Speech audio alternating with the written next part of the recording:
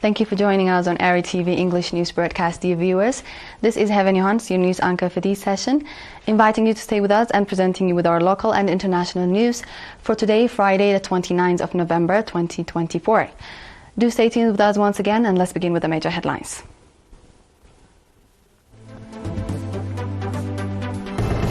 Workshops to foster youth participation in agricultural development. Promotional activities to protect children's rights.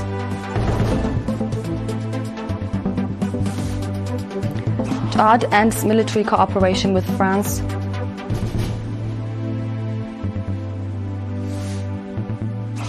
And Syrian army launched large-scale military operation against territories. In our domestic news, workshops aimed at promoting youth participation in agricultural development were held in the subzones of Eritrea and Galanafhi in the central region on 23 and 28 November.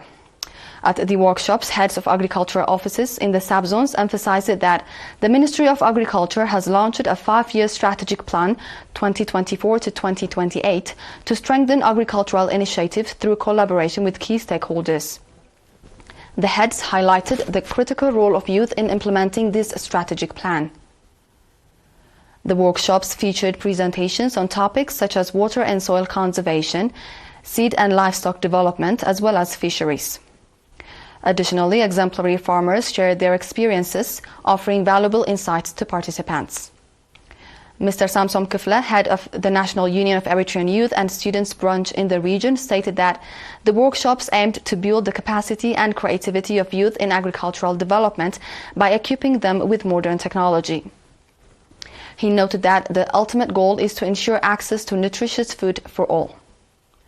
Mr. Asrat Haile, representative from Agriculture and Land in the region, noted that similar workshops had been organized at both the national and regional levels.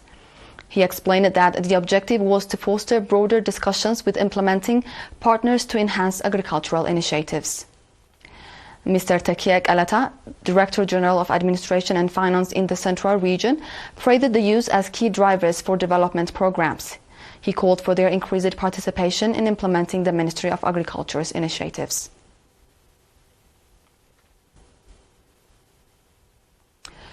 Promotional activities aimed at ensuring children's rights and eliminating harmful practices were conducted in 4 administrative areas of the Ma'aini subzone. The activities, organized in collaboration with the Ministry of Labor and Social Welfare and the National Union of Eritrean Women, focused on eliminating harmful practices such as underage marriages and female genital mutilation. Mr. Taghle Zaid, head of the Ministry of Labor and Social Welfare branch in the subzone, emphasized that protecting children's rights and providing them with adequate care and love plays a critical role in their psychological and physical development. He urged parents to maintain regular oversight of their children's daily activities. Nurse Tesfu Gabrihiwet, head of health facilities in the subzone, highlighted the long-term socio-economic consequences of harmful practices on women's health. He called on the public to actively participate in eliminating these practices and to hold accountable those who continue to engage in them.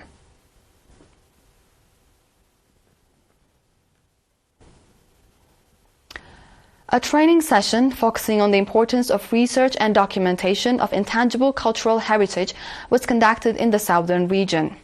The training was organized by the Department of Culture and Sports in the region. The program included both theoretical and practical components, covering topics such as the definition and characteristics of culture, the meaning of intangible cultural heritage and folklore, as well as methods for researching and documenting cultural heritage.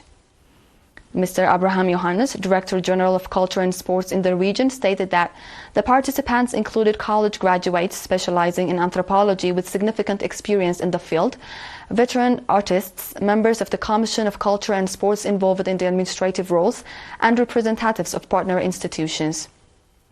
He expressed confidence that the trainees would contribute significantly to ongoing efforts to preserve intangible heritage in the region.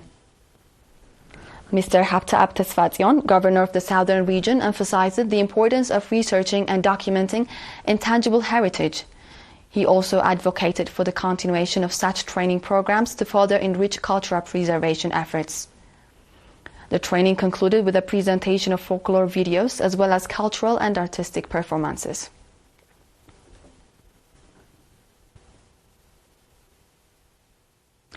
This wraps up our domestic news for this session, dear viewers. We'll be back with the international ones after the short break.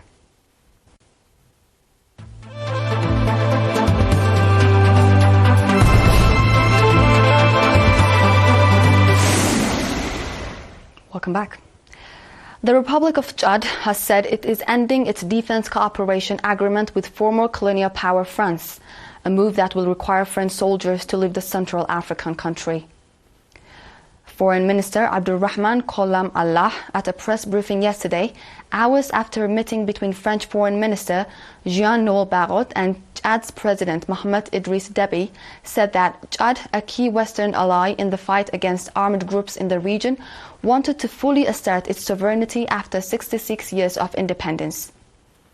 In accordance with the terms of the accord, Chad will respect the modalities of determination, including the necessary deadlines, and will collaborate with French authorities to ensure a harmonious transition, the statement added. The foreign minister, however, did not give a date for the withdrawal of French troops. Chad has cooperated closely with Western nations' military forces in the past, but has moved closer to Russia in recent years. France currently has about 1,000 soldiers as well as warplanes stationed in Chad, which is the last Sahel country to host French troops. The West European country has been forced to pull its troops out of Mali, Niger and Burkina Faso over the last 2 years, following military coups. The Syrian army has launched a large-scale military operation against the positions of Takfiri terrorist groups in the country's northwest, hindering 4 major attacks by terrorists. The Syrian forces, backed by the Russian military, conducted airstrikes targeting the headquarters, sites and vehicles of terrorists in the provinces of Idlib and Aleppo yesterday. The army also targeted the supply lines of the armed Takfiri groups in the country's northwest. The operations come after members of Takfiri terror groups and their allied forces attacked several areas in Aleppo and Idlib for the second day in a row. According to local sources, heavy fighting is still underway between the Syrian army and the terrorist groups in some areas, and at least 400 terrorists were killed in Idlib and Aleppo on Wednesday. Syria has been gripped by foreign-backed militancy since 2011, with Damascus blaming the Western countries and their regional allies for aiding the terrorist groups. Russia, alongside Iran, has assisted Syrian forces in battles across the conflict-plagued country, mainly by providing aerial support to ground operations against foreign-backed terrorists. On our last news, Russian Defense Minister Andrei Belos, during a visit to North Korea today, said that military cooperation between the two countries is rapidly expanding. The Russian Defense Ministry cited Belosov as telling his North Korean counterpart, No Kwang-chol, that a comprehensive strategic partnership treaty signed by Russia and North Korea earlier this year was aimed at reducing the risks of war in Northeast Asia and maintaining the balance of power in the region.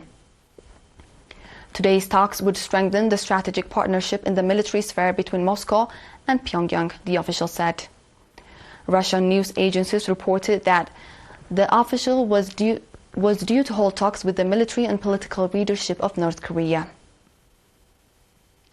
The United States has accused North Korea of sending thousands of troops to Russia's Kursk region, where Russian forces are trying to expel Ukrainian soldiers. Moscow has neither confirmed nor denied the assertion.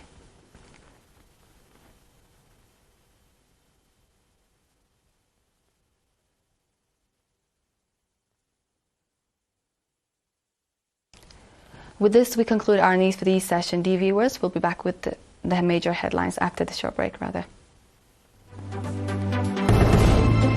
Workshops to foster youth participation in agricultural development. Promotional activities to protect children's rights.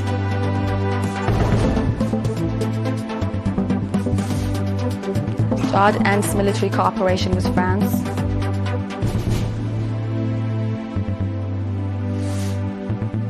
And Syrian army launched large-scale military operation against territories. This was The World on Friday with ERi-TV English News broadcast. Dear viewers, thank you for joining and have a good weekend.